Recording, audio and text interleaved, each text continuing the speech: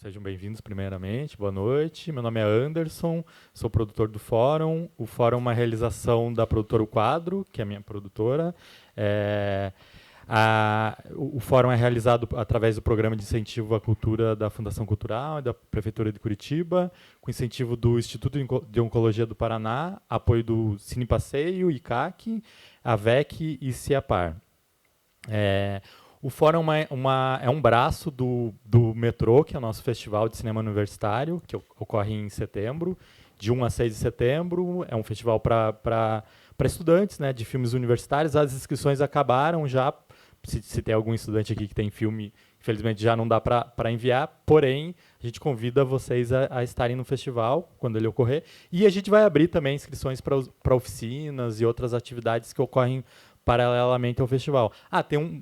Vale fazer essa promoção, é o laboratório de curtas, né? Um laboratório de roteiro de curta que a gente vai abrir a inscrição em breve. Então, assim, a gente tem esse festival.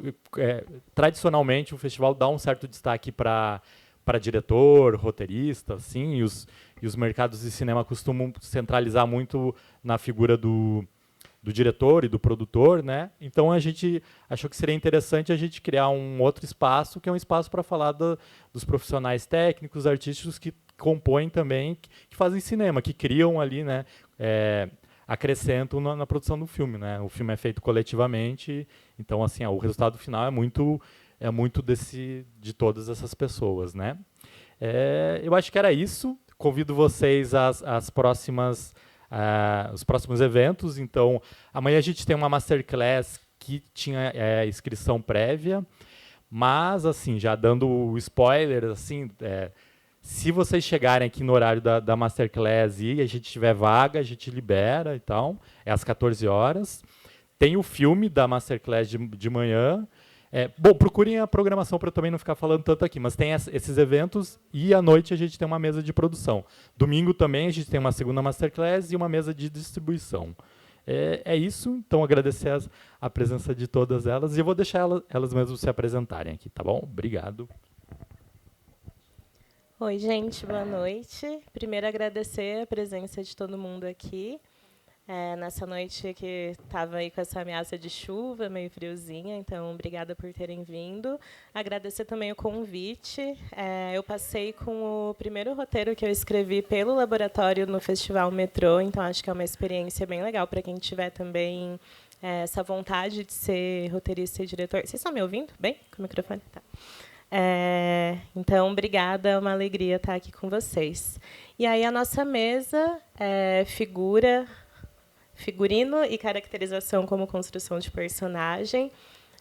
O título dela está como figurino e maquiagem, mas a gente acaba usando um pouco mais o termo caracterização, porque ele engloba outras coisas para além da maquiagem, né, nessa construção. Para a gente falar um pouco como essas duas frentes constroem as camadas, tanto narrativas quanto estéticas da linguagem cinematográfica, e aí vai além para construir também camadas que são éticas, que são políticas. Então, a gente vai ter esse diálogo hoje nessa mesa. Eu sou Bea Gerolim, sou cineasta, diretora de arte, artista visual, sou sócia fundadora da Cartografia Filmes e diretora artística do Festival Griot. E aí a ideia agora é que cada uma se apresente e traga um pouco de como surgiu esse desejo e essa relação com o cinema, e aí especificando com essas áreas de atuação. Assim, acho que dá para citar um pouco dos trabalhos que já fez, mas acho que trazer para esse campo de o que dentro disso tudo que a gente faz move cada uma de vocês. Quer começar? Não quer começar. Olá, boa noite. Primeiramente, eu queria agradecer tanto a Bia, a gente já se conhecia online e agora presencialmente. Queria agradecer demais ao festival. É uma honra estar aqui. Eu gosto muito de falar do meu trabalho, porque é ele que me move, tanto artisticamente quanto financeiramente. E agradecer também ao festival por abrir esse espaço para a gente, né? de não ficar só na técnica, e a gente faz parte dessa construção. Então, é muito importante a caracterização, o figurino. O nosso trabalho ele é muito intenso, ele é muito gostoso de ser feito, né? Mas ele também é muito árduo. Então, vamos lá.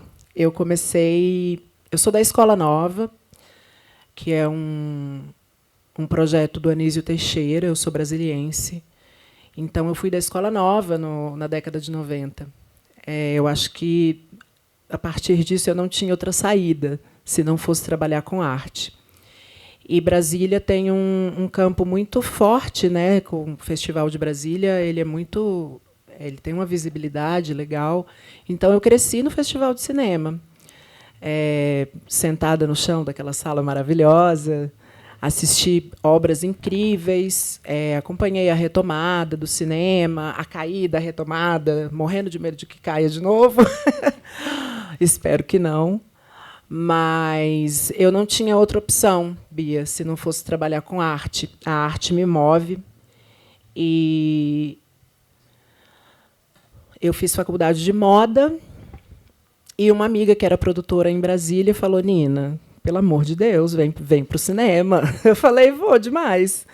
E aí tive a sorte da minha vida, foi trabalhar meu primeiro longa, meu primeiro curta-metragem. Eu não sabia colocar um rádio assim não sabia o que estava fazendo ali, mas meu primeiro filme foi com o Zé Eduardo Belmonte, que foi assim, vamos todo mundo para o boteco depois, sabe? Mas de primeira já aprendi muito. E depois, aí tem 16 anos que eu trabalho com figurino, e fui crescendo na área, fui entendendo que dentro do cinema a gente precisa pensar no nosso plano de carreira, porque o mercado não vai fazer isso pela gente. E eu amo o que eu faço. Assim, fiz alguns filmes que são que estão bem no meu portfólio, que têm maior visibilidade: é o Levante, da Lilala, o Melhor Mãe do Mundo, da Ana Mulaerte. Fiz Menarca com a Lila também. Notícias Populares, com Marcelo Caetano. E cada um desses trabalhos, nenhum trabalho é igual, né? Os trabalhos, a gente vai aprendendo a se moldar. Eu acho isso muito interessante na nossa área de criação, porque não existe uma fórmula. Cada trabalho vai acontecer de um jeito, e a gente vai se adaptar, e essa adaptação é incrível, porque ela transforma a gente internamente de uma forma que isso nunca mais vai sair de dentro da gente, né? De conseguir se adaptar, de conseguir lidar com muitas equipes, né? Cada filme é uma equipe. Eu falo que cada filme é uma família, vira uma família, que você está lá 3 meses, às vezes sem pagar soft pré, e a gente já está lendo o roteiro, já está pensando em tudo, e a gente mergulha, reclama, mas ama. O que é mais sensacional. Assim, eu não consigo imaginar a minha vida sem a arte, sem o cinema, sem esse mundo que é meio mágico assim para todo mundo, né? O cinema ele traz essa liberdade criativa para a gente, que é muito legal. Vou passar. Meu nome, desculpa, eu falo muito, foi mal. Nina Maria, meu nome é Nina Maria, me desculpa, gente.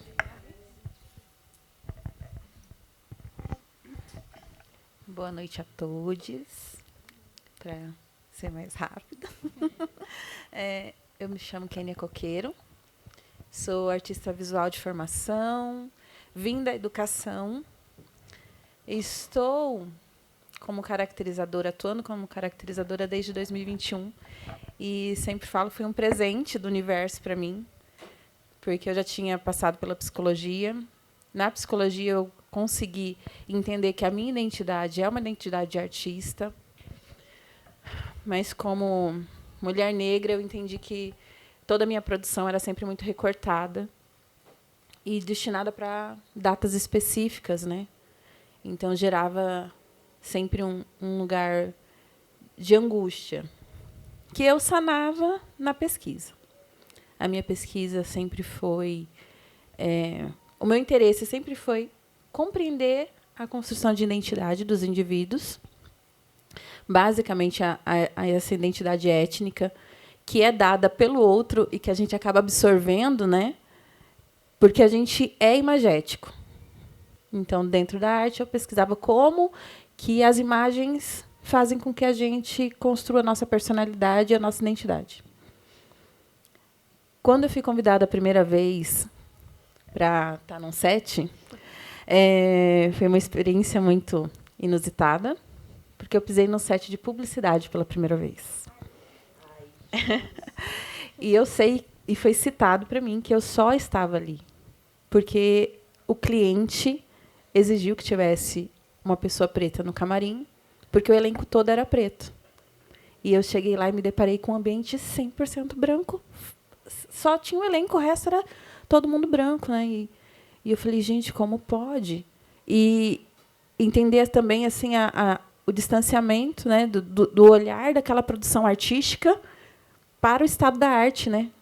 Onde é que eu me encontrava nesse ambiente e como que eu ia fazer o uso daquilo como instrumento para eu conseguir alavancar então a minha pesquisa, né? Que foi basicamente isso o pensamento. Eu falei, vou ficar em silêncio para que eu possa permanecer.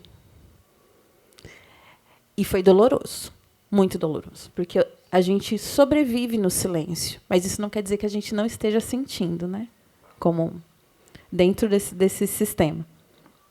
Até que eu conheci pessoas maravilhosas, como a Bea, e eu pude adentrar uma outra camada da arte, do cinema, que até então, para mim, parecia muito distante daquilo que eu entendia como instrumento fomentador mesmo, né? Daí, quando a gente fez o Nó, eu pude compreender o que era a caracterização de verdade. E eu sempre friso, a maquiagem não é a caracterização. Porque o conceito de maquiagem, ele traz uma ideia de futilidade, né, de algo superficial. E, dentro da caracterização, a gente busca dar corpo, ou melhor, dar história completa para um corpo que vai ser traduzido por pouco tempo. Mas o corpo tem que contar uma história completa. Acho que, como a Nina falou, a arte me move. Eu encontrei na caracterização um espaço de reverberar minha arte e dar permanência para a minha pesquisa, né? Fazendo sempre com que o camarim seja mesmo um lugar onde as pessoas que sentam ali compreendam a importância dos seus corpos e da forma que ela vê os corpos das outras pessoas, né? A gente, dentro do cinema, tem uma responsabilidade muito grande que, para as pessoas que convivem mais próximo, assim, eu tento frisar que o audiovisual é o maior instrumento de educação que a gente tem hoje. O chão da escola não alcança o que as telas alcançam. Se quem produz o que está sendo... A imagem que está sendo gerada não pensa dessa forma, a gente nunca vai vencer os estereótipos. Ele vai ser reproduzido para sempre. O difícil é que a gente ainda lida com isso a partir dos recortados. E os recortados ainda não têm o poder de dar chancela para as produções. Então, acho que o meu maior desejo aqui hoje, né, é trazer essa reflexão com relação à caracterização como um lugar de construção de identidade para além da identidade da personagem e levantar assim o desejo em todo mundo para pelo menos prestar um pouquinho mais de atenção no processo que a gente passa, né, até conseguir transformar aquele corpo numa história completa lá na tela. Obrigada. Vamos ver se está funcionando. Está funcionando. Oi, gente. Vou agradecer rapidinho também a todo mundo. Estou muito feliz de estar aqui nessa mesa. Muito feliz, né, de figurino e caracterização estarem sendo convidados também para estar. Normalmente a gente se sente meio excluído nos rolês, mas tudo bem. Mas, bom, eu sou Isabela Brasileiro, sou figurinista, aderecista, educadora. E eu acho que eu comecei no figurino nascendo, assim, porque minha avó era costureira, bordadeira, enfim, desde criança sempre tive muito acesso a isso, né, com ela. E comecei a dançar balé muito pequenininha, porque eu tinha uns problemas na perna, enfim.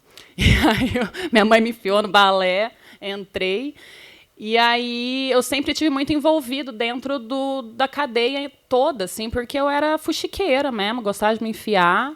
E sempre que tinha que bordar alguma coisa nos figurinos, minha mãe corria o dia todo, eu juntava tudo, pedia para minha avó me ensinar. Então eu comecei, assim, sei lá, com 6 anos eu comecei a bordar meus próprios figurinos, assim. Então eu acho que desde criança acabou acontecendo mesmo. Enfim, eu fiz faculdade de moda também. Nunca pensei que poderia ser possível ganhar dinheiro com figurino, porque eu fazia de graça, né? A gente não ganhava nada, era sempre um corre louco. E aí, quando eu me mudei para Curitiba, quando eu vim para cá, eu abri um brechó com mais 2 amigas e a gente começou a trabalhar com produção. E aí começamos a produzir para algumas marcas locais, de repente a gente estava produzindo para outras marcas de fora. E aí a sociedade quebrou. Eu estava com um acervo gigante de um monte de roupa antiga, eram umas roupas, tipo, são umas roupas, eu ainda tenho, né, porque eu sou apegada, então, assim, enfim, mas eu estava com esse acervo muito legal. E foi um momento em Curitiba que tinham figurinistas, mas não tinha ninguém focado em fazer figurino para cinema. E eu acabei conhecendo profissionais da área, né? Tipo, fui me infiltrando, assim, comecei a fazer assistência de figurino para publicidade. Dentro desse lugar, eu surtei e vi que não era o que eu daria conta de meu psicológico aguentar mesmo, né, a bomba que é trabalhar só com um set de publicidade, até que eu caí num set de cinema, que o meu primeiro longo eu fiz assistência no Para Mim Amada Morta do Ali Muritiba. E quando terminou, eu simplesmente chorei e falei, é isso que eu quero fazer da minha vida. E aí eu foquei. Eu falei assim, e aí eu comecei a me colocar como figurinista de cinema. Tipo, é isso que eu quero fazer para realmente tipo, abrir esse caminho, assim. E aconteceu, foi acontecendo, né? Faço teatro também, que é uma área que eu amo de paixão, assim, que eu acho que o teatro ele te dá mais plataforma de criação, de você poder pirar mais nas coisas, né? Tipo, cinema, o audiovisual tem essa coisa de, essa textura não dá, isso aqui demorei, nananã, tá. E o teatro, você bota as coisas, a galera, é isso. Daí você, né? Então, o teatro ele é mais gostoso nessa coisa do trazer, assim, né? Dos corpos e tudo mais. Mas, enfim, e daí foi isso, né? Minha carreira se construiu com isso. Tem alguns projetos que são mais conhecidos, né, nacionalmente. Eu fiz o Estômago 2, que foi um projeto que me abriu muitos olhares para várias coisas, principalmente, né, os atores que vieram, os trabalhos, né, que eu tive ali dentro de comunicação. Fiz o Deserto Particular, o Nem Toda História de Amor Acaba em Morte, que está circulando ainda em festivais. Enfim, também trabalhei com o Belmonte, fiz Uma Família Feliz há uns anos atrás. E é isso, eu tenho uns projetinhos aí. Mas é isso, é uma área que eu gosto muito de trabalhar também, dentro de todas as fúrias, às vezes, que você fala, meu Deus, o que eu vou fazer da minha vida, para onde que eu vou? Se eu me vejo sem a possibilidade de criar, e essa coisa do corpo, né? Acho que por conta de eu ter vindo da dança, do palco, e, de certa forma, ser uma bailarina frustrada, porque não continuei, mas é muito louco quando eu vejo um figurino que eu criei, né? E a troca que eu tive com as pessoas todas, né? Sendo pelos departamentos, ou seja, pelos corpos também que estão junto. Como é gostoso você ver esse resultado lá na frente e como que é impossível viver sem isso, assim, né? Então, é isso. A gente continua na rota, continuamos né, dando sangue aí, de vez em quando, algumas lágrimas, mas é isso. Obrigada. Vou pegar até esse gancho que você trouxe, assim, dessas trocas, tanto com as pessoas, né, os corpos que dão lugar às atuações, mas também com os outros departamentos, para perguntar para vocês como é esse processo de criação. de quando é que o personagem chega para vocês. Se o personagem chega ali no roteiro, se chega nos diálogos com a direção, se chega quando já tem um corpo. E aí dá para falar também um pouco sobre essa busca de referências, para onde vocês costumam olhar, assim.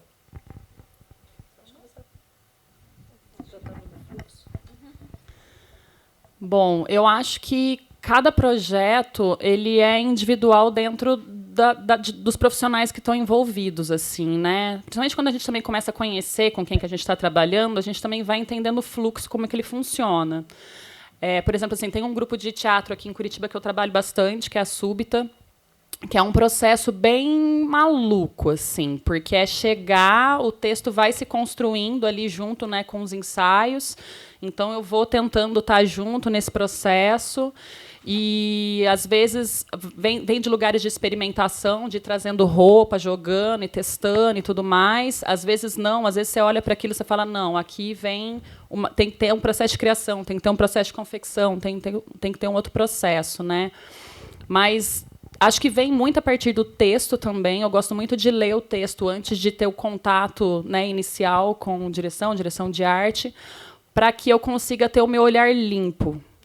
Porque daí não tem aquele bloqueio do tipo, porque aqui é isso, aqui é aquilo, que daí já te fecha, né? Total, assim, tipo, até mesmo referência, essas coisas, eu gosto tudo de deixar para depois, assim.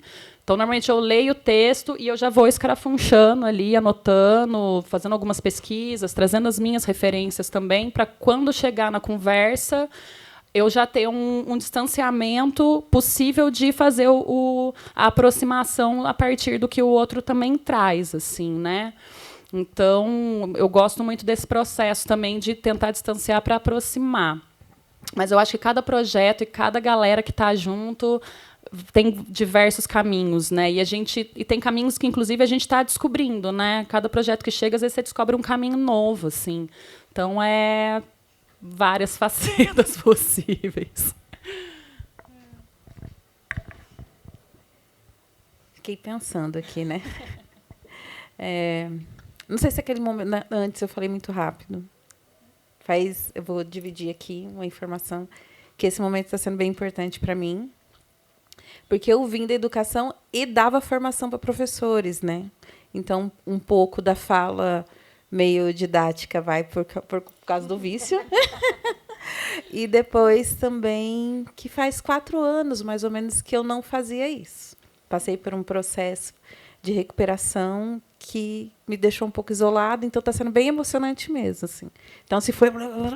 é porque eu estava tomada da emoção. Obrigada. Agora, falar sobre o processo, né? Acho que, como a Bela trouxe, o primeiro contato também é através do roteiro, né? Tanto fazendo o audiovisual quanto o teatro, eu preciso primeiro ter contato com a ideia geral da história. Mas eu acho que o que eu tenho assim de mais marcante na minha criação, e a minha criação é muito conjunta com a Daiune, que a gente começou juntas, né? Daiune, para quem não sabe, é minha filha. Ela foi minha primeira assistente, ela assina, hoje a gente dupla, porque o processo é conjunto mesmo, a gente conversa, a gente discute, a gente debate, a gente quer viver a vida do personagem para entender o que a gente tem que entregar, né? E o nosso olhar não parte do personagem, mas de como ele vai ser visto. Sempre que a gente começa a ler o roteiro, a gente pensa assim, o porquê que o diretor está colocando essa pessoa com relação ao espectador, né? E a gente entendeu que essa forma de pensar faz com que a gente traga criações mais verdadeiras, assim, né?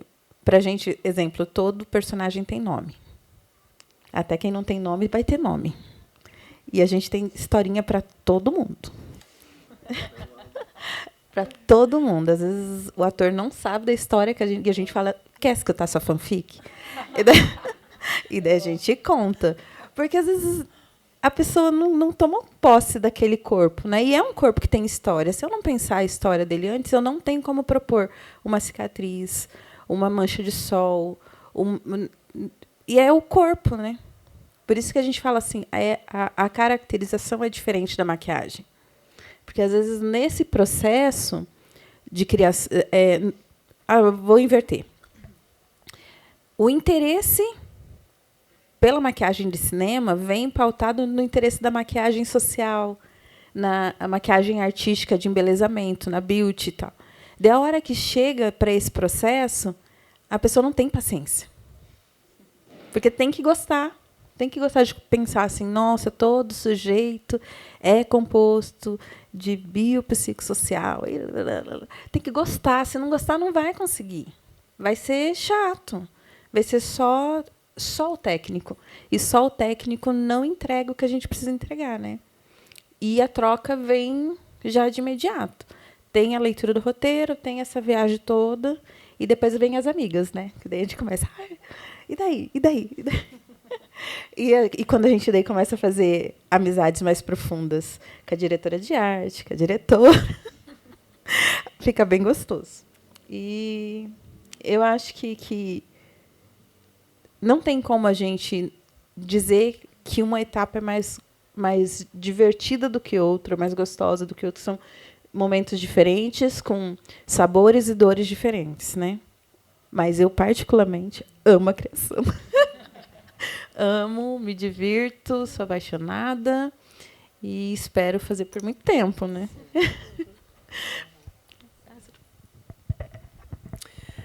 Eu estava ouvindo aqui vocês falarem e é muito particular, né, processo de criação. Eu queria assim que as pessoas que tivessem algum sistema da gente autenticar o meu processo de criação, porque é muito pessoal, né? Teve um momento da minha vida assim que eu, sei lá, adolescente, eu queria muito fazer história. Eu sempre fui apaixonada por história. E depois eu fiquei completamente apaixonada por psicologia. E hoje eu entendo que eu vou nessas duas áreas quando eu vou criar. Porque é exatamente isso, eu crio fanfic, o meu não é nome, o meu é signo. Todo personagem eu dou um signo. E a primeira coisa que eu colo lá, tem lá o personagem, mesmo se não tiver o carômetro, o personagem já está na parede, e eu uso muita parede, eu sou muito analógica. Eu acho que o analógico traz uma coisa palpável, né? E aí eu leio o roteiro antes de assim fazer qualquer pergunta para as equipes, tanto de direção quanto de direção de arte. Eu leio o roteiro, sei lá, umas 5 vezes assim. E vou fazendo anotação, e aí nessas leituras eu já vou criando, eu crio signo, eu crio playlist para cada uma. Tem que ter, porque depois quando chega a minha equipe para trabalhar, eu já tenho muita coisa mastigada. Sim, já trabalhei de graça, horas a fio, mas é processo criativo, não tem como colocar um valor nisso, porque a partir do momento que eu leio o roteiro, eu mergulho nesse roteiro, tudo na rua vai me lembrar esse roteiro, todas as minhas fotos vão... Aí eu vou começar a mexer em todas as pastas e ver uma pasta de 10 anos atrás, e ver, sabe? E vai colando na parede, e vai criando... O meu processo, vocês estavam... Né, o meu, ele começa de dentro, assim. O que leva, por conta da moda... Eu estava sentada ali fora, esperando as meninas fumando um cigarro, e fiquei observando as pessoas na rua, e fiquei pensando, nossa, como Curitiba é tranquila. Parece que veio uma paz assim na minha cabeça, porque São Paulo é muito caótico. E aí me deu uma paz, e eu comecei a observar absolutamente todas as roupas e todos os calçados. E eu comecei, em assim, menos de 20 minutos, a identificar um formato de personagem de Curitiba. Porque tem, cada cidade tem, assim como tem Brasília tem, Salvador tem um formato, Curitiba tem um formato. E como aqui é bem menos caótico que São Paulo, em 20 minutos eu consegui identificar isso. E isso, para mim, já é um processo criativo que eu não sei para quê. Em algum momento ele vai surgir, em algum momento, algum roteiro vai chegar para mim e eu vou falar, gente, tá aqui as minhas referências de Curitiba, que eu já identifiquei como este lugar. E assim, me jogaram, gente, na Rua dos Brechó, né? Eu já fiquei doida. Então, eu acho que é isso. Voltando para o processo criativo, é isso. Para mim, ele precisa ser muito palpável.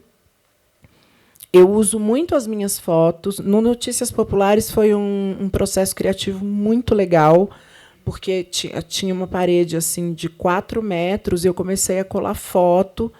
E aí todas as equipes começaram a trazer, porque era época 91, e todo mundo tem em casa 91 ainda, né?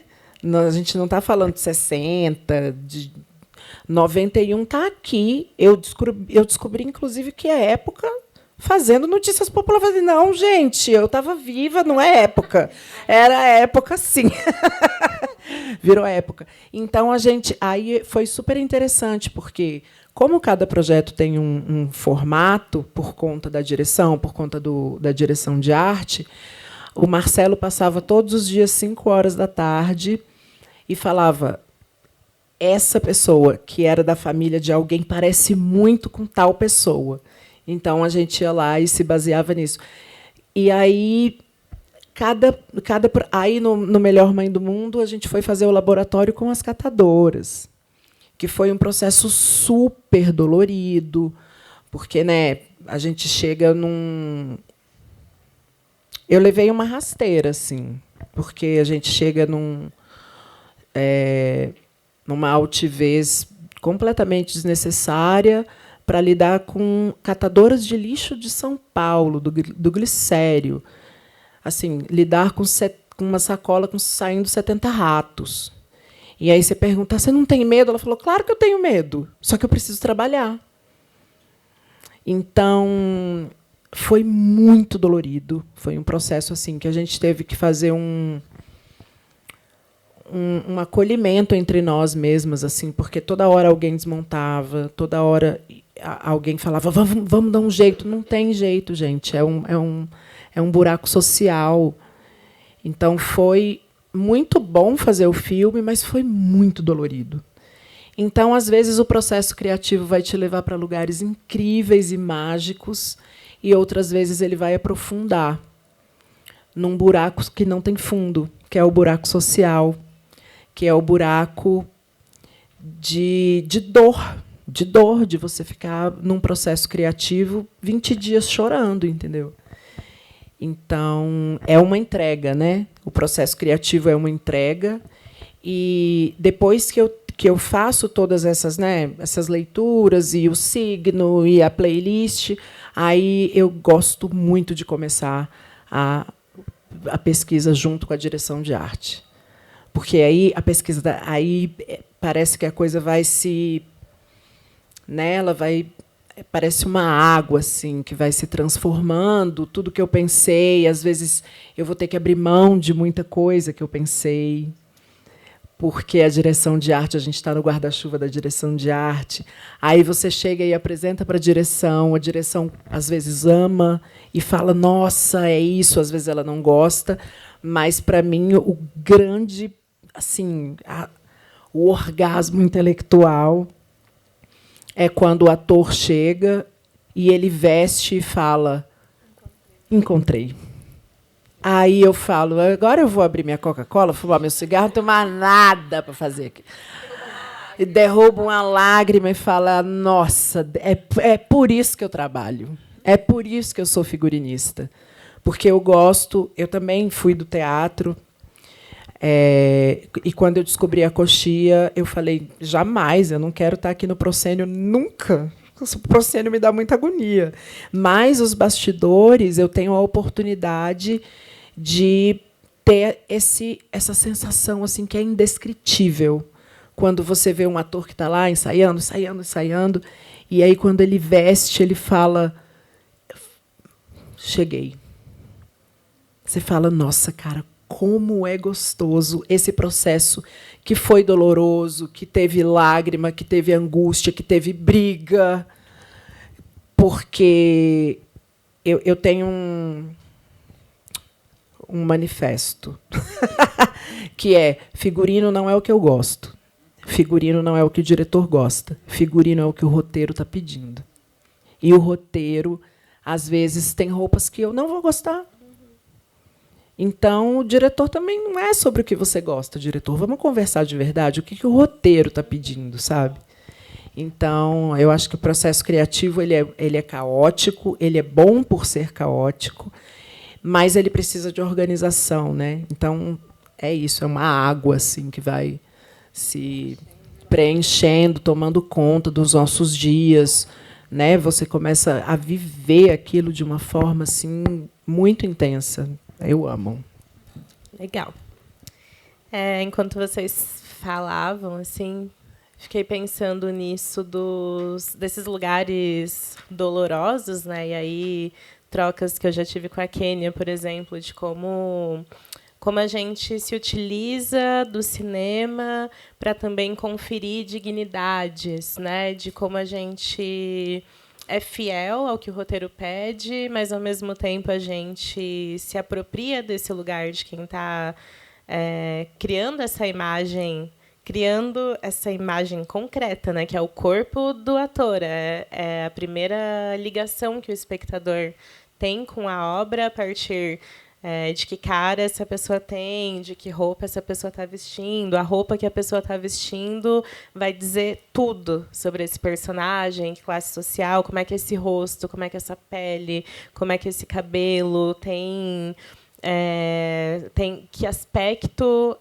isso diz sobre o personagem. Então, pensando, né, no potencial mesmo que o figurino e a caracterização tem na construção dessas camadas, queria ir para umas perguntas mais individuais. Queria saber também do tempo, quanto que a gente tem, porque só para...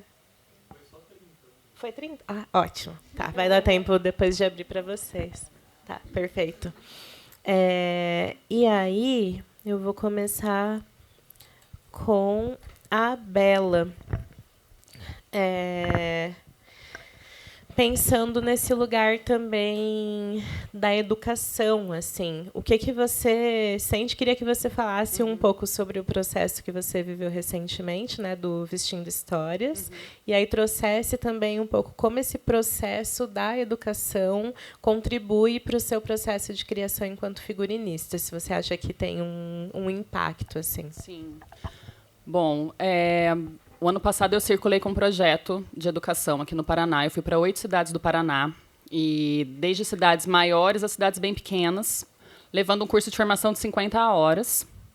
E daí, quando a gente aprovou o projeto e tal, e daí eu falei, bom, agora eu tenho, né, um cronograma inicial e preciso pensar como que eu vou construir isso aqui de verdade, né, para que eu vou falar, né? Que eu vou falar, e sem saber muito bem para quais lugares que eu ia, assim, porque tinha cidades que eu nunca tinha pisado, assim, a maior parte eu nunca tinha pisado nelas. E aí eu comecei a pensar nessa formação. Então eu dividi, eram 50 horas, inicialmente eu ia ficar 2 semanas em cada cidade, então eu ia ficar tipo 4 meses viajando. Daí eu falei, meu Deus, é muito tempo. E daí eu pensei em estruturar um curso de uma forma diferente do que eu tinha aprovado. E aí eu reconfigurei tudo, reaprovei e tudo mais. Então eu fiz um curso de formação online, que são 17 horas online, que isso também eu pensei, fui muito também a partir de outros pontos de pensar a construção do pensamento mesmo, né? Pensar as possibilidades de cada um, enfim. Tentei individualizar ao máximo a coisa. E aí eu pensei no curso online, com toda a parte teórica online, também pensando em pessoas neurodivergentes, que têm mais facilidade do aprendizado de outras formas, poder mexer na velocidade, enfim, né? Eu fui pensando várias possibilidades assim da educação, né? E aí montei essas aulas online, gravei e fui com um curso mais formativo mesmo, no sentido de prática. E aí, nesse tempo, depois eu vou conectar tudo. Nesse tempo, eu pensei, o que eu vou levar de roteiro para trabalhar com essa galera, né, nesses lugares que eu vou. Então, eu peguei 3 roteiros de curta, bem questionadores, com corpos que a gente não está acostumado a ver representados e que a gente tem muita dificuldade de encontrar referência para esses corpos. Para quê?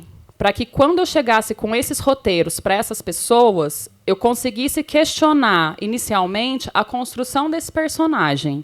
Aonde que a gente está buscando essas referências? Para onde que a gente está olhando? Qual é o corpo inicial que vem na sua cabeça quando te traz uma informação sobre ele? Exatamente para começar a quebrar esses lugares de busca de referência, para a gente conseguir ampliar a pesquisa e também para a gente começar a quebrar estereótipo, porque a gente sempre cai no estereótipo. Então, em cada cidade que eu fui chegando, que eram cidades muito pequenas, e outras cidades maiores, Londrina, Maringá, que daí já tem um outro fluxo, né, tanto de trabalho quanto de acesso, assim, eu fui reentendendo em cada cidade quem eram aquelas pessoas que estavam lá, porque assim, tinha costureira, tipo, costureira que morava no meio da roça, que até os 13 anos de idade estava carpindo lote com os pais, assim. Então, assim, foram muitas pessoas diferentes, com muitas ideias e muitas referências diferentes. Então, em cada cidade, eu fui movimentando o curso, de certa forma, para que eu conseguisse acessar o máximo dessas pessoas e que conseguisse tirar delas também as informações valiosíssimas que elas tinham, assim. E aí, a partir disso, no curso, eu comecei a olhar para o meu próprio trabalho enquanto a manutenção que eu fui fazendo, né, de acordo com o tempo que eu comecei a trabalhar até hoje em dia, como que o meu trabalho também foi entrando nesses rios e ele foi tomando outras formas, foi tomando outros olhares, foi tomando outras abrangências mesmo. Então, eu acho que, de certa forma, uma coisa nutriu a outra, assim, sabe? E aí, quando eu peguei os projetos que vieram consecutivos a isso, eu vi que a minha própria pesquisa tinha se modificado, tinha aberto um outro olhar para a pesquisa da forma como eu fazia antes, assim. Então, eu acho que hoje, assim, eu tento pisar num roteiro, né? Tipo, olhar para ele, não pisar no roteiro, né, gente? Mas assim, olhar, calma. Mas assim, botar os pés ali, né, nessa estrutura do que vem, com o máximo de abertura possível para que eu não me restrinja num lugar e que eu consiga essa coisa do psicológico, né? Tipo, esse é um lugar que é muito gostoso, né? De você estar ali criando mesmo essas fanfic, entendendo de onde que vem, quem que é essa pessoa, por que ela resolveu vestir uma blusa vermelha X, sabe? Tipo, porque não é a roupa, né? O que é essa mensagem que você quer passar? O que é e da onde que vem toda essa camada por trás, assim? Da onde saiu essa ideia, assim? Então, eu acho que, de certa forma, ter ido da aula me fez olhar para a construção numa forma muito mais gostosa, assim, tipo, de ter visto essas pessoas. Exato. E o que eles trouxeram, assim, o que cada uma dessas pessoas que eu sentava do lado elas falavam, isso foi me dando mais estalo de tipo, opa, aqui tem um caminho, opa, aqui tem um outro caminho. Acho que é isso. Ai, é muito legal pensar essas trocas do cinema e educação, né? Eu também já fiz esses processos de cinema e educação, se transforma muito a coisa que a gente pensou para a coisa que a gente de fato faz. E essa semana eu estava lendo um texto de um crítico francês, o Bergalat, e ele chama os professores de passadores, como essas figuras que auxiliam no caminho e sobre como esses passadores se colocam como pessoas por quem também se deixam passar coisas. Então, não é só um professor que ensina, é um passador, e aí isso vira esse lugar de troca que você traz também, assim, né? De, a partir de uma experiência, teoricamente, de ensino, a sua prática criativa ela também é influenciada. Isso é muito... na arte e educação, acho que é a coisa mais bonita que tem, né? Que a gente não sai igual. E aí, agora, uma pergunta para a Kênia. A Kênia fez caracterização do meu primeiro longa. E aí, você falando, agora há pouco, eu estava lembrando, assim, pensando em mim, enquanto diretora, e aí pensando, eu falando, não, porque eu não quero maquiagem. Fiquei nessa, assim, não, porque eu não quero maquiagem, porque é tudo simples, porque eu não sei o quê. E é esses lugares que a gente acaba também, né? Mesmo sendo do departamento de arte, não tem como passar ilesa por esses lugares do tipo, não, é só uma coisa. Mas aí também, seguindo, começando esse processo e a partir de outros diálogos, eu sinto que é quando eu entendi melhor o que é isso, assim, do tipo, não ter maquiagem não significa não ter pele. E aí, o que é essa pele que a gente quer dar esse aspecto natural, não necessariamente vai ser uma pele que não tem nada nela, porque a luz vai refletir de um jeito, e aí a lente que está usando, e aí como maquiar para parecer que está sem maquiagem. Então, isso falando só da maquiagem, né, dentro dessas outras coisas que são as marcas, que são os cabelos, que são os cortes, como a caracterização consegue criar um mundo totalmente novo nesse território, nesse suporte que é o corpo, né? Como pode potencializar e engrandecer, assim. E aí, pensando na caracterização, estou usando aqui a minha colinha, que eu queria que você falasse um pouco sobre o camarim como esse espaço do acolhimento e como é que você acha que o que acontece no camarim influencia no resultado final da atuação, assim. O quanto contribui, o quanto pode, também, dependendo de como foi, ir para um lugar não tão legal, trazer um resultado também não tão bom para a atuação e para a construção do personagem. Tá. A gente vai elaborando enquanto a gente vai escutando, né? E eu fiquei pensando muito sobre o meu repertório, né? Pensei através da fala dela e depois aqui com a Bela. Eu acho que eu nunca deixei de ser uma passadora e uma recebedora. Não acho que eu posso transitar por vários caminhos dentro da arte, degustar das várias linguagens, mas eu nunca vou deixar de ser educadora. Então,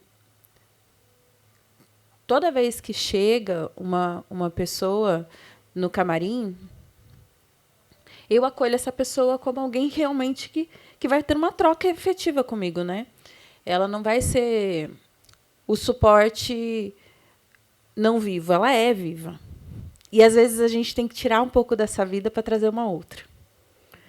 Então, tem que ter um processo de troca, realmente, de acolher, para conseguir fazer com que o ego dessa pessoa dê uma baixada, para conseguir trazer, abrir espaço para a personagem, né? Porque a gente está falando de pessoas que utilizam o corpo como ferramenta de trabalho. E, a maioria das vezes, lidar com o próprio corpo e a expectativa do que o outro vai ver com relação ao seu corpo é uma coisa muito delicada, né? E, na caracterização, você tem que realmente abrir o horizonte para poder ajudar essa pessoa também a abrir o horizonte dela. Como o meu pensamento foi construído a partir dessa linguagem, da ideia mesmo de que tudo que a gente faz influencia de alguma maneira no outro, eu pelo menos tento priorizar lá dentro um tratamento onde a gente sempre repita: a arte é para curar, não é para adoecer. Sempre. Vai ter uma fita lá escrito no espelho, em algum lugar: a arte é para curar, não é para adoecer. Justamente por isso, se a pessoa não estiver disposta a trabalhar as questões dela, trazer, a gente vai ter que ter um espaço de escuta. Às vezes a gente tem que comprar briga mesmo com os outros departamentos, falar, só um minuto, ainda não dá. Ou falar, agora é o momento, né? Porque o meu colega de trabalho mais próximo é o ator. Se eu não estiver atenta a como esse suporte vivo está vivendo a dinâmica do set, o filme todo pode não acontecer, né? E fazer com que todos os outros departamentos compreendam que o camarim é um ambiente de acolhimento. Eu brinco assim que existe o set é um grande pronto-socorro, né? Tá tudo acontecendo assim, mas o camarim é dermatologia. Né? Não adianta acelerar, gente. Não adianta acelerar. Tudo tá ali no seu tempo e vamos resolver aqui para depois seguir caminho. A maior dificuldade, sim, é as pessoas entenderem que o ator não é a câmera, que o tempo da câmera e o tempo do ator são tempos diferentes, e que o nosso trabalho não é só pó e pincel. Então, pensar que... Acho que, resumindo, a dinâmica do trabalho não é muito diferente de lidar com um aluno adolescente que vai me trazer várias coisas, angústias, e eu tenho que... Opa, peraí, eu já te escuto, já a gente trabalha isso, mas vamos vir para cá. Esse é o caminho, mas isso não quer dizer que eu não estou te escutando, mas o caminho é mais ou menos por aqui, assim. Acredito que seja isso.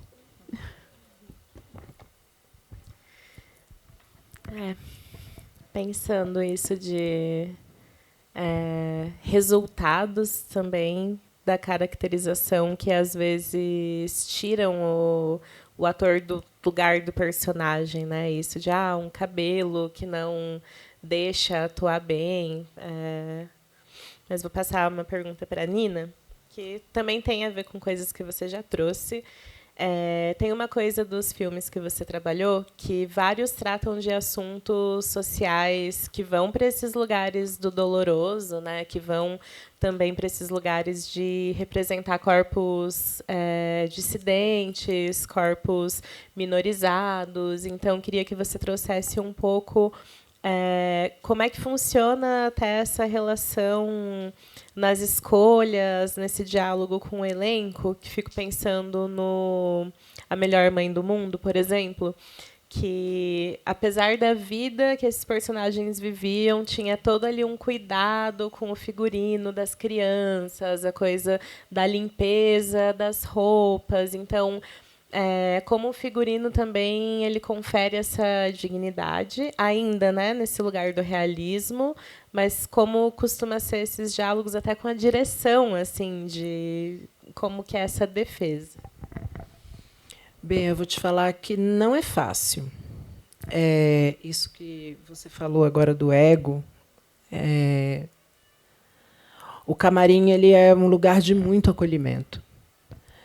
Nos meus camarins, eu coloco sempre eu deixo preparado um cantinho com almofada, com tapete, porque, como eu venho do teatro, eu sei que, em algum momento, essas pessoas vão precisar se concentrar para ler um texto, para entrar mesmo no personagem, né? Então, eu deixo um espacinho, e esse espacinho sempre dá bom. Assim, depois do almoço, deito, dá uma descansada. Peço muito para a equipe para ter muito cuidado. É lógico que nada endurecido, porque, né, o camarim ele é um lugar de muita intimidade. Então, claro que vai poder ter música, claro que as pessoas podem falar, mas eu sempre aviso a equipe, gente, vocês precisam entender que o camarim é o lugar onde as pessoas vão ficar nuas. E essa nudez, ela não é só do físico, da roupa. É uma nudez, onde eles vão deixar, e o quanto é difícil, porque não são só eles que estão deixando o ego de lado, a gente também tem que deixar o tempo todo. É uma troca, ela é horizontal. E aí, quando você cita esses filmes que são, de alguma forma, representatividade social, no Melhor Mãe do Mundo aconteceu uma coisa muito interessante, que era quase palpável o quanto o elenco não estava confortável de vestir roupas que não são bonitas, que não tinham nenhum tipo de... não traziam, né? Foi muito difícil. Esse ego estava, de verdade, quase palpável, não de uma pessoa só específica, mas de todo mundo. Mas a gente tinha uma criança de 5 anos, né, o Benin. E isso canalizou no Benin. O Benin, eu não sei se vocês todos conhecem, mas ele é influencer. O Benin usa roupas incríveis, tênis de marca. Então, quando a gente teve que colocar uma roupa de pobre nele, ele simplesmente se recusou. E ele deitou no chão, chorou, e a gente não teve nem prova de figurino com ele. E aí eu entendi que o ego de todo mundo, e eu não estou falando só do elenco, estou falando de todo mundo, o ego de todo mundo escapou pelo Benin. Era o que todo mundo queria falar. Mas uma criança de 5 anos pode. Ainda bem que ela estava lá para falar isso. Porque aí a gente precisa tomar um outro direcionamento. Porque lidar com a rigidez de adultos que se recusam a vestir uma roupa que vai representar uma coisa tão importante, eu acho que toda a equipe de arte, na Melhor Mãe do Mundo, entendeu que as mulheres pretas de São Paulo sustentam a cidade através da reciclagem. E no Levante também teve muito isso, né? Porque o Levante tem corpos dissidentes e com representatividade. E a gente também teve isso. E eu fiquei muito orgulhosa, assim, de ter prestado muita atenção, sabe? Porque a gente tinha pessoas não binárias, a gente tinha pessoas trans, a gente tinha corpos como o da Grace, e ela ficou muito feliz. Ela falou: Nina, eu nunca fui tão bem tratada num camarim. E aí a gente volta naquilo da importância de ter pessoas, pessoas não brancas, pessoas indígenas, pessoas não só para atender quando você tem um elenco todo preto, entendeu? E isso está sendo muito grave agora, porque a pauta caiu. Não existe mais pauta, gente. Esqueçam cota, esqueçam tudo. Caiu. Agora é cada um por si. E a minha batalha diária, tanto como figurinista, como educadora também, é fazer com que essas barreiras elas sejam mais fluidas, elas não existam. Eu não sei se talvez elas sempre vão existir. Mas, enquanto educadora, e vindo da escola nova, onde exatamente isso que você falou, né, a gente não tem uma hierarquia. Eu não estou dentro de sala de aula para dizer, olha, eu sei, eu vou ensinar. Não, a gente está aqui para trocar. Tragam para mim o que vocês sabem, que vai me alimentar, e eu vou usar a minha experiência para alimentar vocês, e a gente vai criar uma coisa juntos, entendeu? Então, eu acho muito delicado lidar com essas camadas sociais pouco representadas, exatamente porque não é todo mundo que está afim de vestir uma roupa. Não, assim, eu já tive atrizes que derrubaram 80 looks, gente. E aí, quando você tem uma atriz que derruba 80 looks, você vai na direção e fala: desculpa, mas alguém vai ter que acompanhar? Porque eu não posso entrar numa briga de ego. O primeiro ego que precisa ser derrubado, inclusive, é o meu. Eu preciso baixar a guarda para que a pessoa que chega, que vai entrar dentro do camarim, ela entenda que essa guarda já está baixada e que a gente precisa construir junto uma coisa que ninguém queria, sabe? E aí, que bom que eu gosto de psicologia, que bom que eu gosto de astrologia, que bom que eu vou entendendo coisas assim. E você tem que ir retirando camadas, e às vezes, quando você retira muito, que é exatamente o que precisa, eles choram. E as vulnerabilidades aparecem, aí daqui a pouco está todo mundo chorando dentro do camarim. Porque derrubar ego é muito difícil, entendeu? Eu falo que a prova de figurino é uma performance. Ela é muito cansativa. Ela é uma performance extremamente cansativa, tanto para o ator quanto para o figurinista.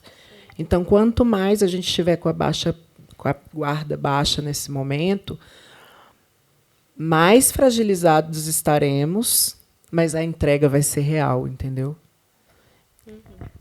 Obrigada. Gente, eu tenho mais perguntas, mas eu vou abrir para quem tiver alguma consideração ou alguma pergunta para fazer. E aí a gente vai dando seguimento. Alguém quer falar?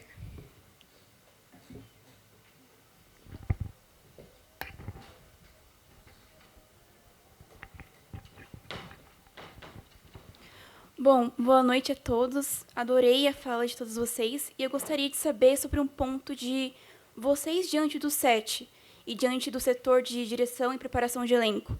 Vocês já se depararam em alguma vez que essa direção não tinha necessariamente esse cuidado ideal com o ator, essa delicadeza e esse preparo que vocês olharam ali e falaram, gente, não é bem assim esse caminho.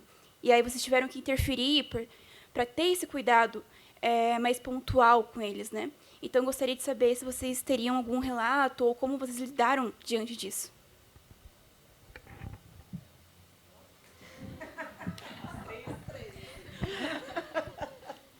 Infelizmente, acho que é comum, né? Para nós, assim. Não deveria ser comum, mas não existe camarim que não tenha história de defesa do elenco. Né? Se a pessoa não viveu essa experiência, acha que ela não teve troca suficiente. Assim. Como caracterizadora, a gente toca a pessoa por muito tempo, né? A gente toca. É muito íntimo. Então, tem coisas que a pessoa abre cochichando no ouvido da gente. Né? Então... Por favor, essa manga não. Essa manga me engorda. E tem as questões psicológicas mesmo, de falar assim, olha, eu estou sentindo isso. Ou num lugar muito profundo. Ou, às vezes, vem falar sobre assédio. Vem trazer para a gente informações que a gente, às vezes, sente a névoa, mas não pode interferir até o momento que a pessoa traz. Quando a pessoa traz a informação, a gente sente por obrigação mesmo se posicionar de alguma maneira, né? Já aconteceu vou falar 2 experiências minhas. De um set, um ator assediar outras pessoas e eu fechar o camarim. Eu falo, gente, não dá, eu não posso receber essa pessoa aqui. E se eu for receber essa pessoa, ninguém mais vai estar no camarim. Ele vai estar sozinho comigo. E uma situação que a atriz estava doente. Ela não conseguia abrir os olhos. Eu falei, não tem como. Se a câmera dá um problema, vai ter que dar um outro jeito. Por que a vida do ator vale menos do que a câmera? Então, essa é o meu posicionamento. Entendo que pode ser um problema, né, ter esse posicionamento, porque a gente está falando de uma arte que movimenta muito dinheiro. A hierarquia é pesada. A nossa dinâmica em Curitiba é uma dinâmica que ainda congela pessoas se geram atrito e questões demais. Mas não tem que ser feito. A gente tem que... Não dá para a gente... Eu sou mulher preta, gente. Já vivo por resistência. Se eu só acatar, o que vai sobrar para as minhas? O que vai sobrar para os meus? Não tem como.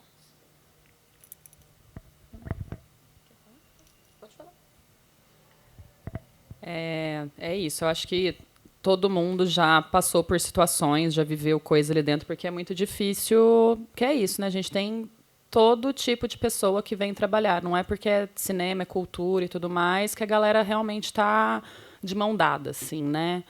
Então, eu tive uma situação uma vez, assim, né, tipo, de várias situações, mas teve uma situação que veio uma fala bem transfóbica da direção com relação ao personagem, e queriam transformar esse personagem, né, a ideia era transformar esse personagem numa coisa, e ali eu, tipo, tive que bater a mão na mesa e falar, não, tipo, não, vocês não vão fazer isso.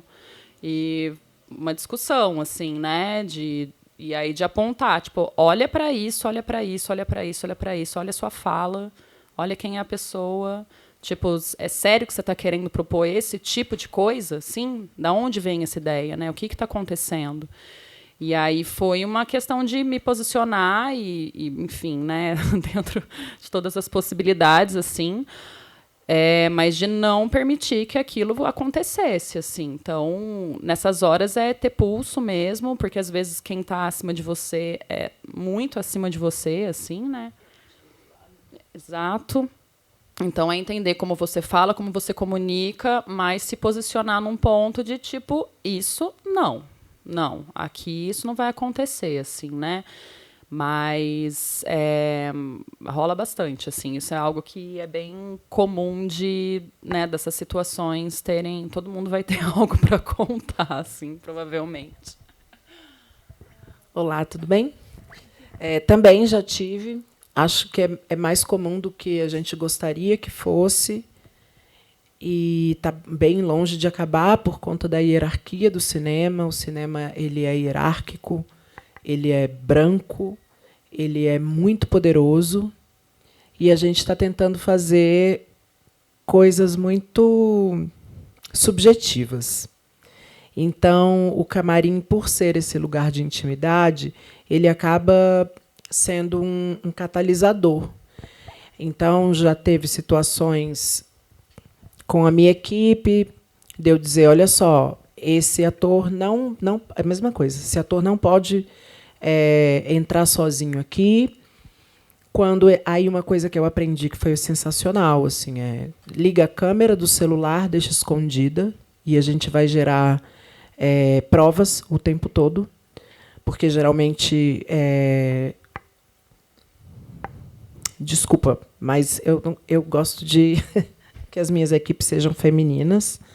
Eu evito de ter homens, nem que sejam gays brancos. Eu prefiro mesmo trabalhar com equipe feminina. Quando eu faço isso, eu estou colocando uma equipe em risco, porque os assediadores estão aí, não é porque está no cinema. O cinema não é um lugar totalmente seguro para nós, assim como outros vários lugares. Então, câmera ligada. Se tiver um assediador, porque eu já tive diretores dizendo, olha, eu sei que ele é assediador, mas para o papel ele é muito bom.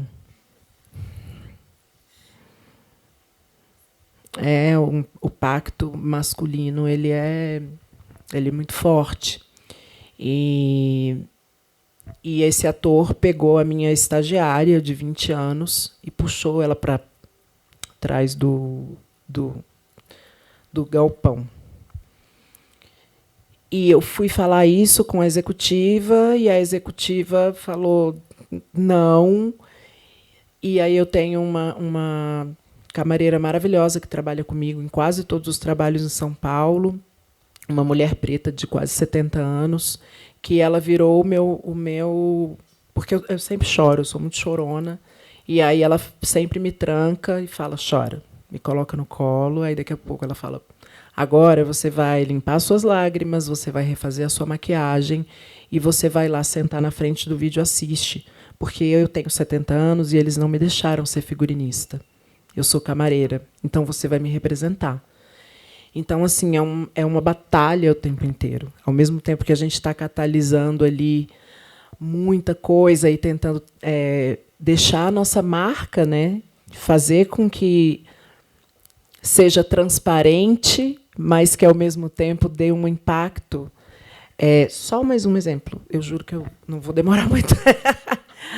No Levante, não sei se vocês assistiram, mas quando assistirem, prestem atenção nisso.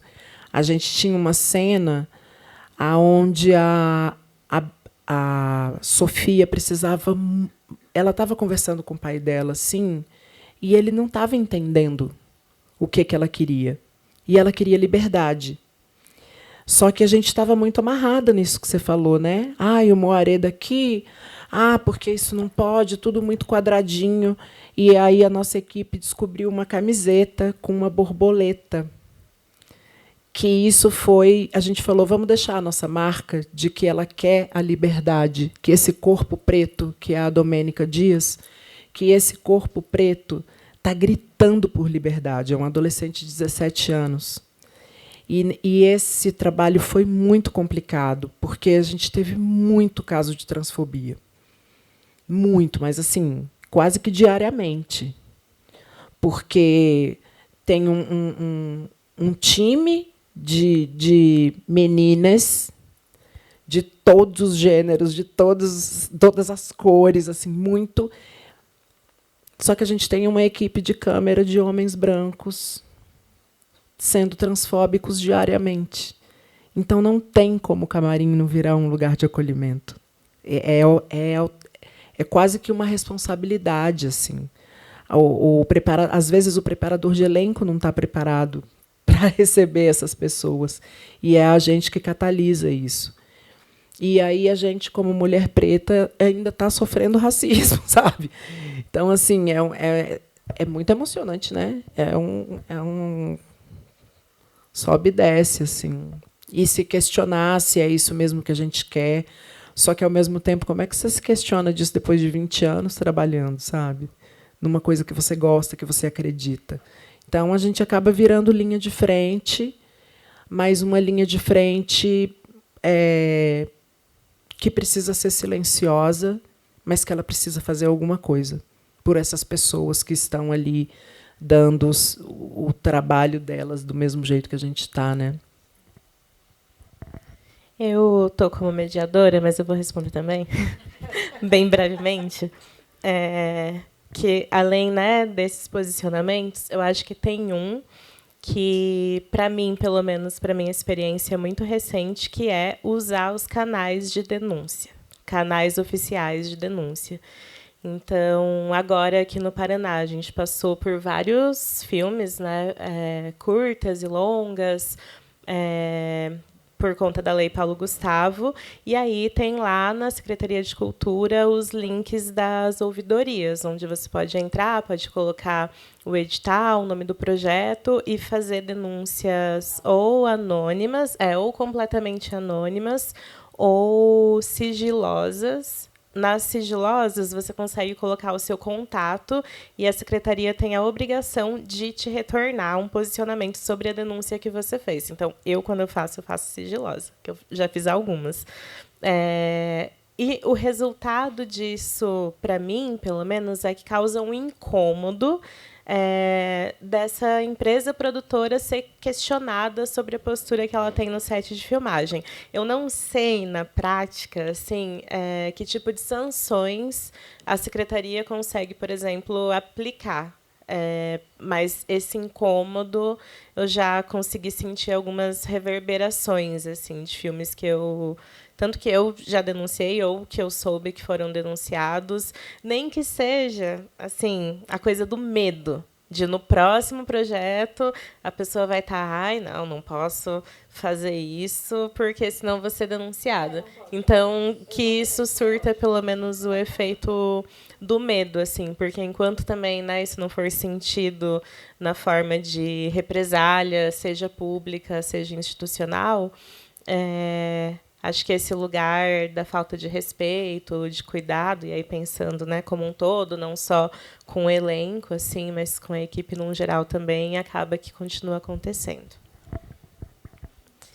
Perguntas? Olá, sou Thea Werner. Acho que uma pergunta. O figurino, antes de vestir, ele é sentir, né? E como vocês... deixa eu ver, até tinha escrito aqui. Já esqueci. como vocês trabalham essa construção emocional daí, antes da imagem, antes de tudo.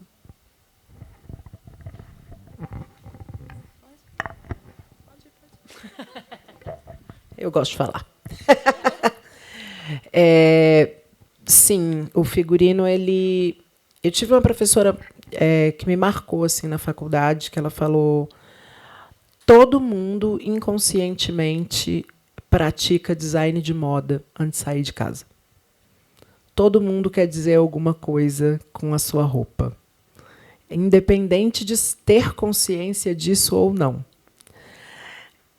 E eu trouxe isso para a minha vida, e isso funciona muito no meu trabalho, porque quando eu vou pensar um personagem, a gente está contando um recorte, né? Seja esse recorte de um ano, seja esse recorte de um dia, de uma semana. Independente disso, é como a tabela periódica, né? Ela é infinita para os dois lados. A gente tem uma vida. A pele vai contar muita coisa dessa vida. Eu acho que o trabalho de caracterização ele anda muito junto assim, com a direção de arte, que está pensando no ambiente, na ambientação, e muito de mão dada com a caracterização, porque, às vezes, essa personagem vai caminhar durante horas, e aí eu preciso conversar com a caracterizadora para saber como que a gente vai representar esse suor, em que estado do país eu estou para representar esse suor. Se esse suor, por exemplo, quando eu estava fazendo Ainda Temos a Imensidão da Noite, Brasília é uma cidade muito seca. E aí eu estava pensando, né, na verossemelhança, que a gente, em Brasília, a gente sua e automaticamente seca. E aí o diretor falou: então, mas eu não quero isso. Eu quero passar outra coisa. Eu quero que a pele esteja úmida. E a gente, mas a pele de Brasília nunca é úmida. A pele de Brasília é sempre seca. Ele não interessa. É cinema. Eu quero que a pele seja úmida. E, a partir do momento que a pele é úmida, a roupa terá de ser úmida também. E mesmo que a Karen, que a gente estivesse contando ali 1 ano da vida da Karen, eu preciso pensar em como a Karen chegou nesse ano. Como que uma menina de 20 e poucos anos sai de uma cidade a 4 horas do centro para trabalhar, fazer faculdade e ainda gostar de música? Eu preciso pensar no emocional dessa personagem. Eu não tenho como só colocar uma roupa bonita dela. De novo, figurino não é moda. Figurino inclui moda. Mas figurino não é moda, figurino não é sobre o que eu gosto, figurino é sobre o que o roteiro está pedindo.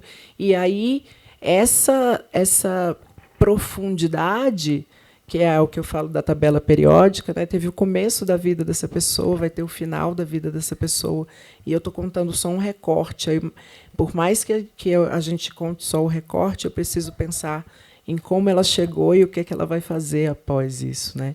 Junto com a pele, junto com essa pele que sua ou não. E se vai ser verossemelhante, às vezes não vai ser. O figurino não necessariamente é roupa, né?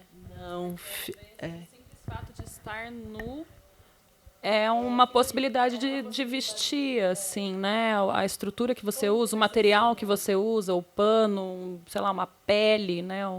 Água. Às vezes o figurino é água. Então, acho que o sentir ele está muito atrelado a... Eu gosto muito de semiótica, assim. Eu acho a semiótica um rolê que te bota em outras camadas, assim, né? De você olhar para o vermelho e não necessariamente pensar que é amor. Você pode pensar que ali é outra coisa, que nem vem na cabeça ainda, né? Então, como que você sente para colocar a cor que você coloca, para colocar a pintinha no lugar específico, né? O dente que tem sei lá, um crivinho no dente ali, uma sujeira, sei lá, um pedaço de couve, não sei, né? Mas tudo isso conta, né? Então, você conseguir sentir o que, sei lá, às vezes é um cheiro que não tá ali, né? E isso é muito foda, porque alguém vai sentir. E você nunca sabe quem são as pessoas que vão assistir. E o cinema o massa dele é isso. O teatro ele vai acessar ali, sei lá, uma grande peça vai acessar 10 mil pessoas, 15 mil. O cinema ele vai acessar, às vezes, milhões, assim, né? Então, você pensar que cada pessoa que está assistindo vai tirar uma coisa completamente diferente da outra. Então, apesar do meu sentir e do sentir que eu levo para o ator que vai sentir, para o fotógrafo que vai captar os outros o sentir que vai se transfigurando ali dentro da coisa, mas quando chegar lá é outra coisa, é outro sentir, é outra, né? Aqui é uma coisa, no Japão é outra coisa, na China, né? Enfim. Então acho que é o que voa, assim, né? E é muito bom também fazer uma conexão direta, que eu gosto muito de fazer, que é ir conversar com o diretor de fotografia. Por mais que ele não tenha definido qual será a luz, qual será o desenho, a temperatura do filme é muito importante. Assim, bem CDF, mas entender também um pouco das lentes, das câmeras, como que a Alexa capta, como que a Magic capta. Isso tudo acaba, né, que é essa construção de carreira, a gente vai entendendo, né, aos poucos, assim, a primeira pergunta, né, para o diretor chegou, vai ser Alexa? Tá, já sei como a Alexa vai reagir. Eu já sei que tecidos, né, vão precisar de ser usados, assim, os que vão cair, os que não vão cair. E aí isso já adianta muito da vida, assim, de olha, se vai usar tal lente, eu sei que vai rolar, entendeu? Então eu já não compro, já não produzo. Nem sei por que a gente está falando disso, desculpa.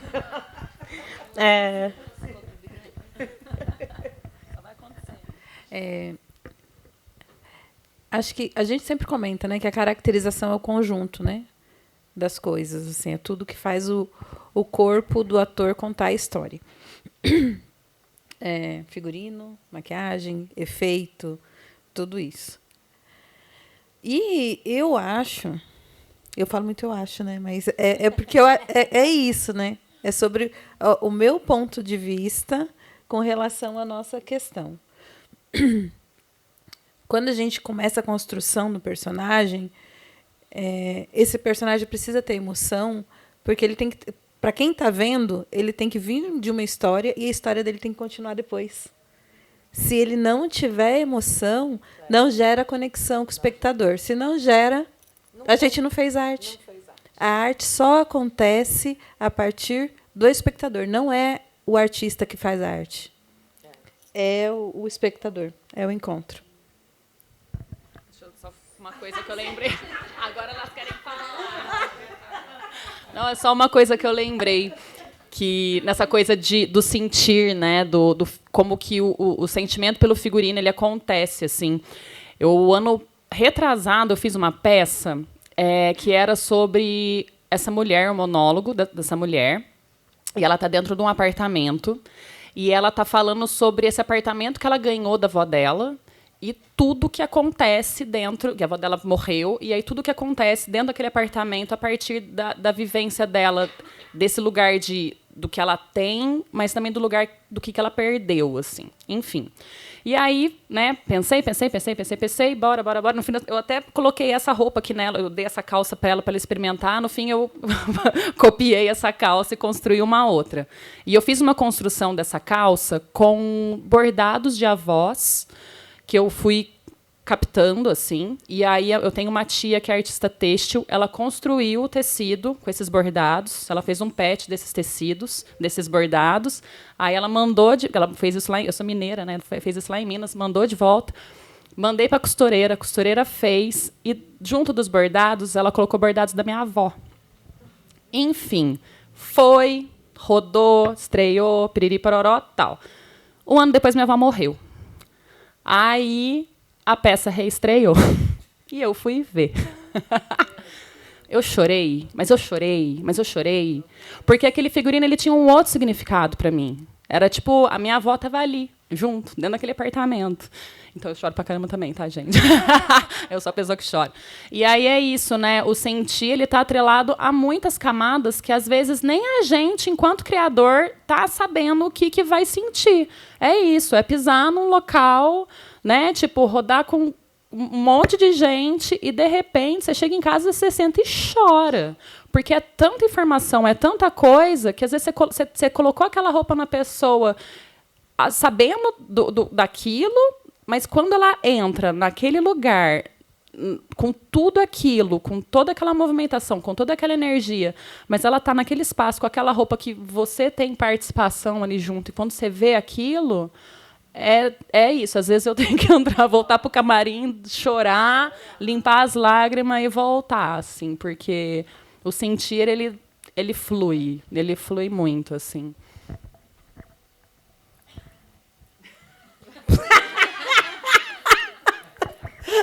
Eu juro que é a última.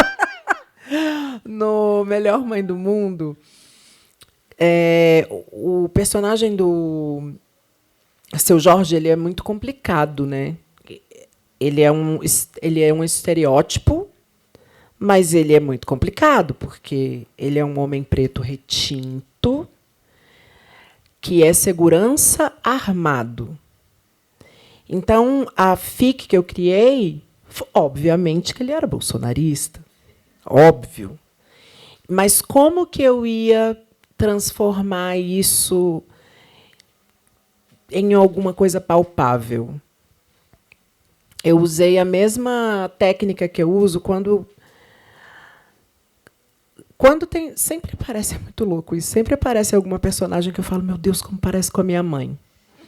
E a minha mãe morreu também. E eu sou chorona. Aí eu sempre coloco assim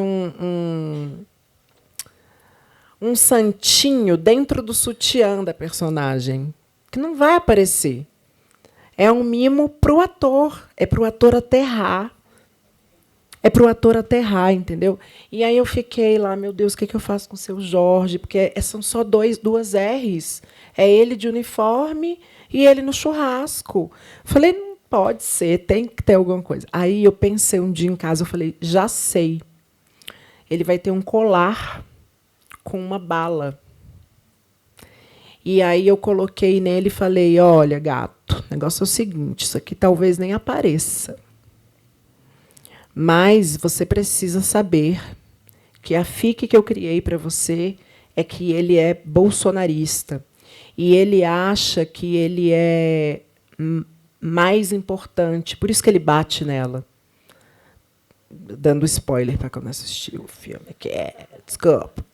Mas eu acho que esses mimos que você dá para o ator, essas coisas que você vai colocando dentro da roupa, não vai aparecer, mas ajuda na emoção, ajuda nesse aterramento, sabe? Eu adoro fazer isso. Colocar coisas escondidas na roupa, bordados escondidos na roupa, algum recadinho. Eu amo fazer isso, isso ajuda demais. Obrigada, Bia. Não, e é muito, muito interessante ouvir vocês falando sobre isso, porque fica muito marcado como cinema é coletivo. Porque enquanto a gente está lá pensando em enquadramento, ou pensando, coloca esse objeto aqui, tem uma outra história que está sendo criada, que às vezes só vocês vão saber, só o elenco vai saber. E isso engrandece a obra, né? Então, é esse lugar também que às vezes é dessa ingenuidade, porque o diretor, o roteirista, o diretor de foto, e tem tudo isso acontecendo que ninguém está vendo, que é o lugar dos bastidores, mas que influencia muito no resultado final. Então, traz essa dimensão mesmo dessa importância do coletivo. E aí, enquanto vocês pensam em mais alguma pergunta, eu queria saber o que para vocês é inegociável quando a gente fala e pensa em estrutura de produção. Então, para puxar um pouco mais para esse lugar da prática, né, e do fazer concreto, pensando no orçamento, pensando em estrutura de equipe, o que é inegociável para vocês. E aí eu acho que eu já vou... Quanto tempo tem? Que eu vou puxar mais uma pergunta junto. 5? Uou! Nossa, então realmente, tá. Então...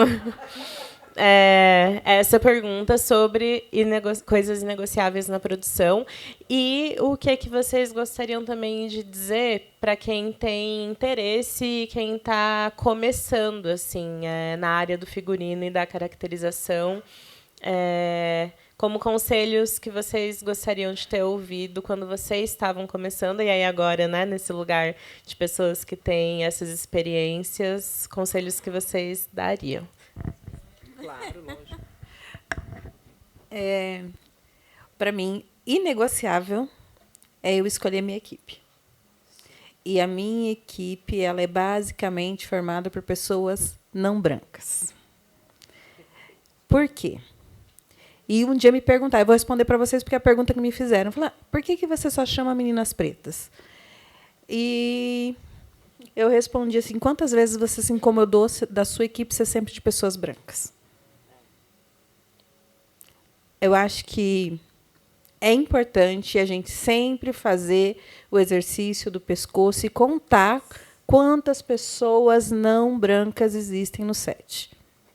Quantas pessoas não normativas estão no set. Quantas pessoas não recortadas estão no set. Porque a gente fica usando como mote a vida dessas pessoas, mas a gente não realmente compreende a vivência delas porque não vive com elas. A gente, que eu digo, como sistema, né? Porque eu faço parte do recorte também. E qual que era a segunda pergunta? Conselho. Aprendam a olhar com um olhar investigativo. Porque tudo está acontecendo o tempo todo e em tudo a gente está aprendendo. Né? Não espere que alguém vai pegar pela mão e ensinar, porque às vezes não dá tempo. E no cinema a gente aprende fazendo. Mas para não fazer muita cagada, presta atenção no que o outro está fazendo também. Porque senão faz. E acho que é importante a gente lembrar que o glamour às vezes nunca vem. Se entra no cinema pensando no glamour, vai sofrer bastante. Ai, obrigada. Eu fiz uma listinha, gente. Mas eu acho que, assim, hoje em dia, uma coisa que é inegociável é cachê. Eu sempre quero saber o cachê que vão passar para os meus assistentes, porque há uma tendência muito grande a reduzir os cachês. O mínimo é 60%, assim, né? A gente tenta chegar a 70%, mas nem sempre é possível. Mas assim, isso para mim é inegociável, o assistente ganhar pelo menos 60% do meu cachê. Por isso eu luto muito pelo meu cachê. Claro que eu também quero ganhar mais, né? Todo mundo quer, mas é que quanto mais eu ganho, mais os assistentes vão ganhar, mais a equipe vai estar bem pautada, assim. Então é algo que eu tento sempre estar muito por dentro, assim, para que a coisa não desande no lugar que não é interessante para ninguém. Eu acho que estrutura de equipe é algo que eu também tento lutar muito por. Assim, a gente ainda cai em lugares de ter uma estrutura de equipe muito pequena.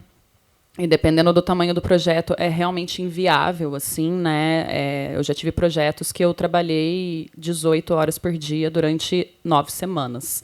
A última folga, eu só dormi porque eu não conseguia acordar. Nem para fazer xixi. Então, é isso, né? Eu estava com uma estrutura de equipe muito pequena num projeto que era muito grande e eu quase tive um piripaque no final real, assim. Então, eu acho que hoje em dia eu tenho muito mais consciência do trabalho e da dinâmica que ele vai precisar e de qual é a equipe que vai precisar estar junto comigo para que ninguém... Porque, assim, se eu não der conta um dia, é isso. Vai que eu fico doente um dia, sabe? Vai cair nas costas do assistente. E não é justo, né? Então, não tem como algumas coisas acontecerem mais, assim. Outra coisa que também, para mim, é bem complexo são as horas de trabalho. Então, assim, eu sempre brigo muito para não ter estouro das 12 horas, para não ter estouro do 6x1, né, que às vezes ainda acontece em alguns projetos. Então, é algo que eu também sempre no começo eu questiono bastante, porque as 12 horas ela é uma mentira, na verdade, né? Pensando na estrutura de figurino, aqui em Curitiba, a gente, por exemplo, eu tenho que chegar na minha casa, eu tenho que ter uma lave seca, porque eu tenho que chegar na minha casa, eu tenho que lavar a roupa, eu tenho que secar a roupa e levar o figurino limpo no dia seguinte. Então, assim, eu já trabalhei 18, exato.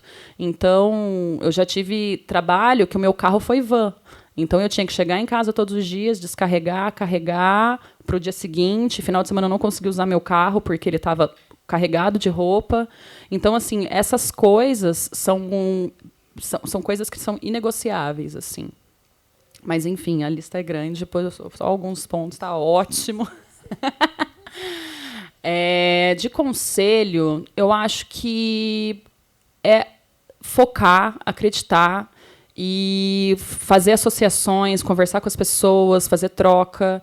Eu acho que, para quem quer ir para a área de criação, uma coisa que é muito importante é não é nem preguiça de estudar, mas eu acho que é encontrar prazer no estudo em coisas. Não necessariamente só figurino, só maquiagem, só cabelo, só efeito, só isso, só aquilo. Tudo é repertório. Sei lá, tipo, vi um curso de matemática orgânica. Sei lá, nem sei se isso existe. Mas, tipo, vou fazer. Porque às vezes aparecem uns personagens que é isso, né? Tipo, a gente cria essas fanfics a partir das experiências que a gente teve. Então, acho que quanto mais experiência a gente tiver, mais repertório a gente tem para a gente estar construindo lugares que a gente nunca olharia para eles, assim. Então, eu acho que quanto mais a gente expande os olhos, quanto mais a gente expande o coração, quanto mais a gente expande o cérebro, mais interessante vai ser no que a gente vai receber de retorno, no que a gente vai conseguir expressar, né, do que a gente vai conseguir imprimir depois, assim. Então, eu acho que é ter curiosidade. Acho que curiosidade é o motor de mudança de muitas coisas, assim. Inclusive social, né?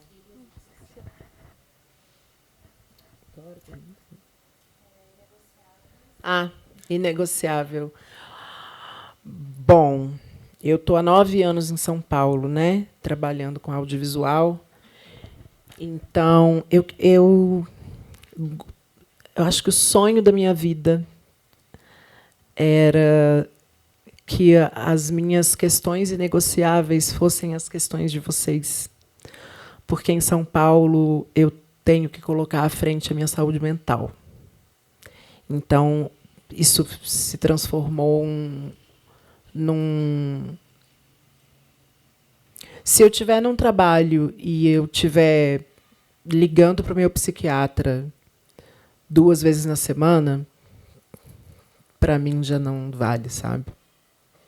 Se eu tiver que subir dosagem, porque assim, eu não tomava medicações psiquiátricas antes de morar em São Paulo. Então, lá é isso, assim, eu já não tinha o ritmo, nunca tive o ritmo de publicidade e deletei isso da minha vida. Às vezes eu abro em campanha, né? Eu fiz a campanha do Lula, a última campanha do Lula eu estava lá. Não tem dinheiro que dê conta daquilo. Eu pedi demissão no meio do projeto. Não me deram demissão. Falaram, não, a gente não vai te dar demissão. A gente triplica seu salário, mas não te dá demissão. Entendeu? Então, em São Paulo, o que se tornou inegociável para mim é a minha saúde mental. Se eu tiver... Assim, eu acho normal chorar, colocar a emoção para fora, mas se eu tiver há 3 semanas chegando em casa e tendo que tirar 1 hora para chorar e dormir 6 horas e acordar às 4 para vão me pegar às 5 para eu voltar para casa às 9 da noite, não vale para mim. Aí eu, sabe, é isso. O que é inegociável para mim no contexto São Paulo é minha saúde mental. E o conselho é o conselho que eu dou para todos os meus alunos. Assim, nunca se esqueçam, nunca, jamais, que vocês são artistas. Pessoas que trabalham com o cinema, por mais que estejam na técnica, e ainda mais falando do nosso departamento, Nunca, jamais se esqueçam, nós somos artistas. A gente precisa saber da planilha, a gente precisa fazer muita coisa que a gente não gosta. Muita. 90% é o que a gente não gosta. Mas os 10% que a gente gosta e que a gente está aqui por isso, a gente não pode esquecer que a gente é artista. A gente não pode esquecer que artista vai morrer estudando. A gente faz curso de matemática orgânica. A gente inventa curso de matemática orgânica, se não tiver. A gente estuda o tempo inteiro e é uma delícia estudar. Eu fui convidada agora, há pouco tempo, no Sesc Avenida Paulista, para fazer um curso de figurino de cinema noir. E, na hora, me deu um pavor, porque eu tinha pavor de cinema noir, porque eu acho cinema noir super machista, etc. Mas eu jamais recusaria um convite do Sesc Avenida Paulista. E aí eu fui estudar cinema noir para dar aula. E eu falei na primeira aula, eu falei, gente, eu não sou uma especialista, eu estou aqui estudando com vocês, a gente vai descobrir juntos. E eu descobri muita coisa legal no cinema noir, e agora eu estou completamente apaixonada, só consigo assistir cinema noir porque eu fui estudar, porque eu tirei a minha barreira, derrubei o meu ego e falei, não, vamos lá, vamos estudar, óbvio que tem coisa legal.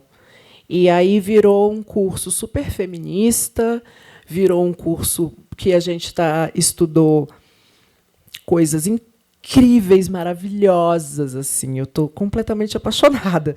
E estou fazendo um curso de produção de podcast, porque eu quero estudar, o tempo todo eu quero estudar, entendeu? Então, somos artistas, e ser artista é a coisa mais gostosa que pode existir na vida de alguém. Esse é o meu conselho final. Isso que você falou sobre o ego, assim, né? Pensando nisso do conselho e falando sobre o cinema noir.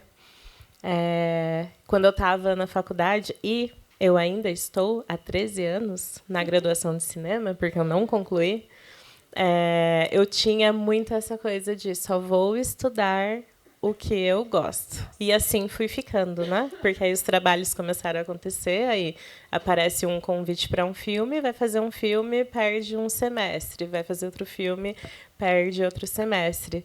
E aí uma das optativas que eu estou fazendo agora, que é cinema slasher, e que eu tinha muito preconceito. Falava, vou ficar vendo filme de horror dos anos 80. Eu estou apaixonada. E aí eu quero ficar vendo os filmes, já fiz os trabalhos, já entreguei os artigos e quero ficar vendo.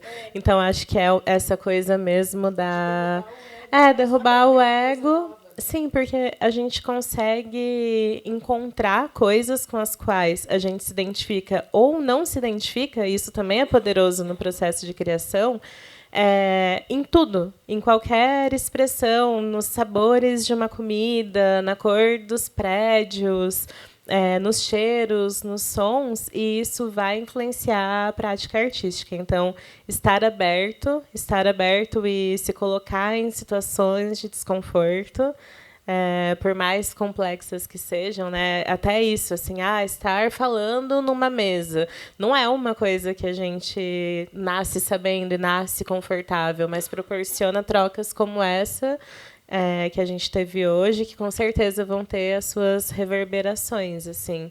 Então, encerrando, obrigada a todas, vamos continuar ali no Cataia.